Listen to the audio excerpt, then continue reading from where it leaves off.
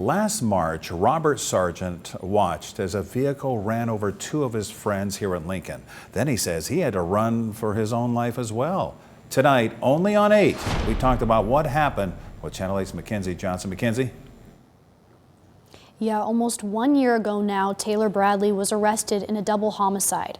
Now, Robert Sargent is retelling the terrifying moments and hoping for justice. And that's when my boss let out a scream, and I knew by the scream that something pretty serious had happened. Robert Sargent says March 27th started off as any normal day. He was working at the Lodge Apartments near 40th and Nebraska Parkway. He says he saw one of his coworkers arguing with Taylor Bradley. He tried to help and thought things had been smoothed over, so he went to talk to his boss about it inside.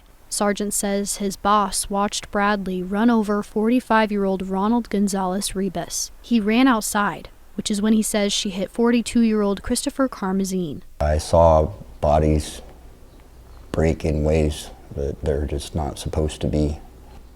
I've never witnessed anything like that before.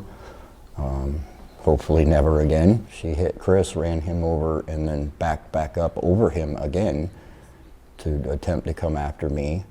And just watching that happen, I don't know if I can really tell you what was going through my head at the time, other than run. Sargent took cover behind a tree until he could get back in the building. Both Karmazine and Gonzalez Ribas were pronounced dead at the scene. And Bradley was arrested and charged with 2 counts of first-degree murder and 1 count of attempted first-degree murder. Sargent says the day has haunted his memories for the past year. I replay it in my mind over and over and over a lot, and I have nightmares a lot. But when cars drive by, I freak out. Even just parking lots at Walmarts or grocery stores, constantly looking over my shoulder, much more so than before. It got so bad that Sargent had to quit his job. Going back to the scene on a daily basis was probably one of the harder things that I've had to do ever since then. And it really just took the heart away from me. Bradley still has yet to go to trial as she undergoes another mental evaluation. Her next court appearance is set for April. Sargent hopes once it's over, it will help him heal. I personally, in my opinion, think that, a life in prison sentence is almost a little too light.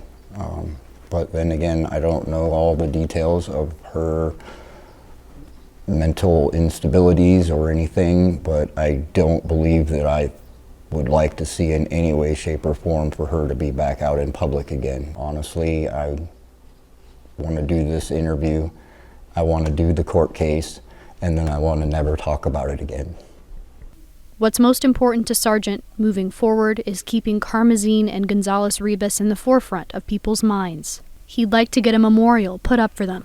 I'd stay up at nights drawing sketches and things like that of how I thought we could do something here or something there, or maybe just a big garden and a little sign that said, for them. I got to know the 2 men so well that I feel like they would do it for me had it been the other way around. And it's just senseless, needless tragedies like this one that, just make you look at life a little bit different.